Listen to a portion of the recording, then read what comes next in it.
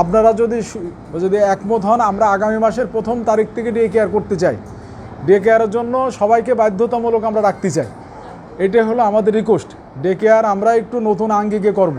পড়ালেখা আমরা গতানুগতিক প্যাটার্নে করতে চাচ্ছি না। শুধু বাচ্চারা একাডেমিক কিছু পড়া করবে এরকম না, আমরা চাচ্ছি যে ওদের লেভেলের পড়াগুলো আমরা কমপ্লিট করে দিতে চাই। যেমন 2000 যে আমাদের মোহতারাম হাবিবুল্লাহ বলেছেন যে 2000 ওয়ার্ড শেখানো হয়েছে, এটা কি আমাদের সিলেবাসে ছিল কি না?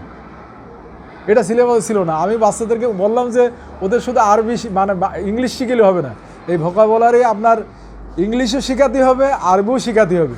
এবং যারা ওরা দৈনন্দিন কথাবার্তা অন্তত মোটামুটি যাতে কথাবার্তা বলতে পারে সেইভাবে ওদেরকে প্রশিক্ষণ দেওয়া হবে।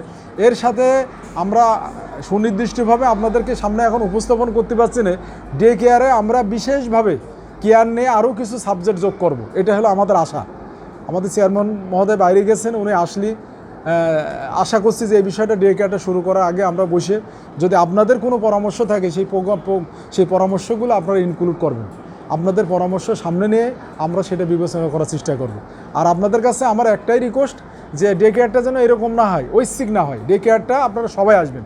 শুধু যেসব আমরা ডে কেয়ার মানে আমরা আগে বলতাম যে দুর্বলদেরকে শুধু সবল করব, কিন্তু বিষয়টা এখন এইরকম এইভাবে আমরা নিচ্ছি না। আমরা চাচ্ছি যে ওদের বেসিকটা যাদের যেভাবে আছে ওটা তো হবেই, পাশাপাশি অতিরিক্ত কিছু বিষয় থাকবে, সেগুলো ওদেরকে আমরা শেখানোর চেষ্টা করব, যদি আল্লাহ তৌফিক দেন ইনশাআল্লাহ।